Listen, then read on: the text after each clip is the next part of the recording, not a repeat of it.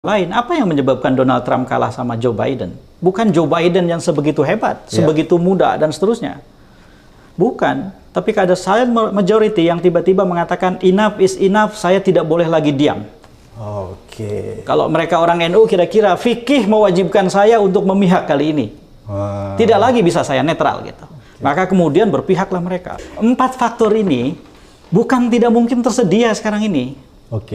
Nah, apalagi kalau nanti kita rinci ini. Jadi, ketika saya mengatakan ini, saya sebetulnya menjalankan fungsi dan kewajiban saya sebagai warga negara yang diatur konstitusi. Saya tidak ingin negara saya rusak. Sama, Bang. Saya tidak ingin demokrasi saya sakit parah, apalagi mati. Saya tidak ingin presiden saya dipermalukan. Nah, kalau ternyata presidennya melakukan sesuatu yang membuat dia mempermalukan diri sendiri, saya nggak punya kuasa. Maka kekuasaan kita adalah berbicara seperti ini. Mengingatkan seseorang warga negara lain yang namanya Joko Widodo, yang kebetulan sekarang sedang dapat amanat, yang dipinjamkan kepada dia, bukan milik dia.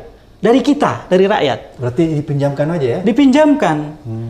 Sesuatu yang dipinjamkan, itu bisa kita ambil lagi. Kalau kita menganggap sudah tidak firm lagi ya? Iya, betul. Dan satu hal yang menurut saya Pak Jokowi harus dengar betul adalah, mohon diingat Pak Jokowi, bahwa Anda sebagai presiden tumbuh dari satu akar yang sangat kuat, yaitu populisme yang dibiarkan berkembang oleh demokrasi. Bagaimana hati rakyat, dukungan rakyat itu bisa diambil alih dengan berbagai cara, tindakan-tindakan populer, entah itu pencitraan atau apapun, itu diskusinya berbeda. Tetapi nyatanya Anda mendapatkan dukungan dan cukup untuk menjadi wali kota 2 kali, gubernur 1 kali, presiden 2 kali. Tetapi jangan lupa, kalau kemudian akar itu yang justru keropos, Anda berbuat seenaknya dan kemudian publik, warga, masyarakat, rakyat merasa rasa keadilan mereka tercederai, mereka merasa dikhianati. Sebagai pohon sebesar apapun, ketika akarnya keropos, akarnya kering, akarnya sakit, tumbang gitu. Dan jangan salahkan orang lain kalau itu terjadi. Karena sebetulnya yang menyebabkan itu terjadi adalah Anda mengabaikan akar di mana Anda tumbuh besar. Menurut saya inilah hari-hari bersejarah. Jadi bagi Indonesia barangkali sering dibayangkan bahwa tahun ini sampai tahun depan itu kira-kira disebut sebagai years of voting dangerously. Tahun-tahun memilih yang berbahaya. Karena kalau salah pilih, bahaya. Tapi bagi Pak Jokowi, sebetulnya ini adalah years of leading dangerously. Tahun-tahun atau bahkan months of leading dangerously. Bulan-bulan di mana dia harus memimpin dengan berbahaya. Karena salah langkah, oh bahaya.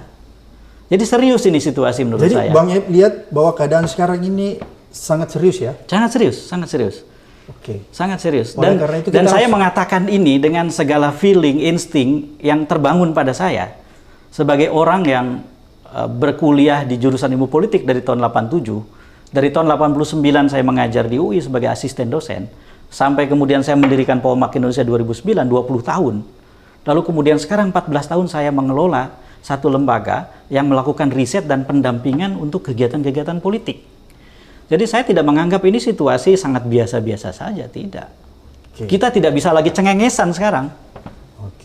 Jadi siapapun yang cengengesan, sekali termasuk orang yang menuduh orang lain cengengesan sambil cengengesan, itu nggak bisa lagi cengengesan. Cengengesan bukan jalan keluar sekarang. Ini lebih serius dari itu, bos, gitu. Kira-kira kita mau bilang begitu ke mereka. Gemetar aku ini mendengar apa ini. Ya, jadi gitu keadaannya Bung Ep ya? Menurut saya begitu. Serius, menurut saya. Dan kalau kita uraikan, Mas Samad, apa yang tadi saya ceritakan, yang pertama tentang kemungkinan skandal yang melibatkan presiden. Menurut saya, dan Mas Samad lebih tahu dari saya karena ini bidang Mas Samad, ada misalnya TAP MPR nomor 11 itu tahun 98 tentang penyelenggaraan negara yang bersih dan bebas dari korupsi, kolusi, dan nepotisme. Terus kemudian Mas Samad juga sudah memberitahu saya bahwa ada Undang-Undang nomor 28 tahun 99 kan, yang kurang lebih merinci soal-soal itu pada tingkat perundang-undangan. TAP MPR ini masih berlaku. Nggak pernah dicabut? Nggak pernah dicabut. Dan kalau kita lihat apa yang terjadi di MK, ada seorang paman membuat keputusan, dan kemudian hakim-hakim MK membuka apa yang terjadi di dalam, dan kita sudah dengar, dan tidak pernah ada revisi tentang itu. Lalu kemudian yang menjadi objek dari keputusan itu adalah umur. Sekalipun ada tambahan, umurnya tidak diturunkan, batas umur untuk jadi calon presiden wakil presiden, tapi kemudian ditambahkan pengalaman menjadi kepala daerah. Dan menarik Bung Ep, gugatan itu banyak yang mirip. Tapi yang terakhir gugatan 90, nomor 90 sama 91, itu langsung mention nama Gibran. Nama Gibran. Nah, ini yang aneh menurut saya. Iya, menurut saya. Menurut hemat saya, ini presiden harus hati-hati. Oke. Ahli hukum banyak sekali di Indonesia. Oke. Fakultas hukum banyak di mana-mana. Dan orang melek hukum juga banyak di mana-mana. Oke. Rakyat Indonesia sekarang sudah diajari oleh demokrasi untuk menggunakan hukum sebagai instrumen. Apalagi sekarang ada media sosial. Oke. Kita tidak bisa lagi hidup di masa di mana kita menutup-nutupi banyak hal. Oke. Dan karena itu menurut saya harus hati-hati presiden sekarang. Karena kemungkinan presiden dianggap terlibat skandal sekarang tersedia. Tersedia ya media itu? Sedang tersedia. Oke. Karena itu sebagai warga negara yang cinta pada presidennya, saya harus bilang, Jokowi hati-hati. Kita ingatkan ya? Kita ingatkan. Anda nggak bisa nggak hati-hati sekarang. Anda bisa dianggap melanggar ini, membuat skandal yang terhubung langsung dengan diri Anda sebagai presiden. Jadi menurut saya, jika selama ini pemakzulan begitu sulit, salah satu sebabnya adalah sulit sekali memverifikasi terjadinya skandal yang melibatkan langsung presiden. Pemakzulan atau impeachment hanya mungkin terjadi ketika ada pelekatan langsung. Yang membuat Gus Dur dulu jatuh, itu adalah ketika Gus Dur membuat dekret yang membubarkan DPR dan MPR. Dengan demikian, maka Gus Dur melanggar konstitusi, itulah yang membuat jatuh. Sementara kalau Gus Dur bertahan dengan posisi moral dan politiknya dalam soal Bulog Gate, saya kok yakin Gus Dur itu tidak bisa dikaitkan langsung dengan skandal itu. Brunei Gate ya pada saat ya, Brunei Gate ya. Mohon maaf kalau saya keliru. Nah, saya sendiri termasuk yang percaya dan hormat betul sama Gus Dur. Itu salah satu presiden terbaik yang pernah kita punya. Gitu. Nah, sekarang gini Mas. Kita satu-satu dulu yang soal MK ini ya. Karena ada diskusi yang keliru menurut saya. Yang mengatakan bahwa ini bagus karena memberi kesempatan kepada generasi muda. Anak muda? Anak muda. Ini kan zaman anak muda. Di mana milenial, di mana hampir 6 orang dari 10 orang pemilih adalah mereka. Gitu. Dan karena itu orang seperti Gibran harus dikasih kesempatan. Satu hal yang harus saya ingatkan adalah muda. Itu bukan hanya definisi biologis atau fisik. Atau usia. Muda itu adalah soal cara, soal tata cara, soal sikap, soal landasan filosofi kerja, itu muda. 2 hari saya jadi anggota partai, langsung jadi ketua umum tanpa ada proses demokratis di partai itu tua banget Mas. Tua ya? Proses yang sangat tua. Bukan dipraktekkan muda oleh partai-partai non-modern yang belum mengenal demokratisasi dalam dirinya. Itu tua Mas. Sekalipun saya umurnya 21 tahun misalnya ditempatkan di tempat itu, saya ditempatkan di situ dengan proses yang sangat tua. Maka tidak lagi otentik. Saya tidak bisa bilang bahwa muda tampil jadi ketua umum, enggak, prosesnya tua banget. Konservatif banget ya? Konservatif banget.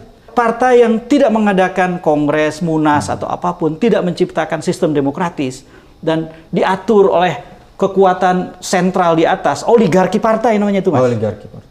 Kekuatan sedikit di atas yang mengendalikan semua tanpa ada lawan, itu tua banget Mas. Itu sejarah partai tua tradisional yang sudah dikubur habis di mana-mana. Ditinggalkan oleh negara. Jadi muda itu bukan soal usia seseorang, tapi bagaimana dia bersikap. Bukan usia biologis ya? Bukan, anak muda korupsi tua banget ya. Benar. Lo peristiwa mengambil hak orang lain, menggunakan kekuasaan diam-diam terus ketahuan, itu peristiwa paling tua dalam sejarah politik. Anak muda nggak begitu, bersih dia. Dia lawan semua yang kotor. Bukan dia menjadi bagian dari kekotoran diam-diam, pas terungkit, tiba-tiba sayangnya anak muda dihambat begitu rupa. Enggak begitu, lu tua lo. Lu nggak muda gitu. Jadi menurut saya, kita tidak bisa mengatakan seseorang muda, proses politik kita mengalami regenerasi segala macam dengan cara-cara tua. Nggak bisa. Oksimoron namanya.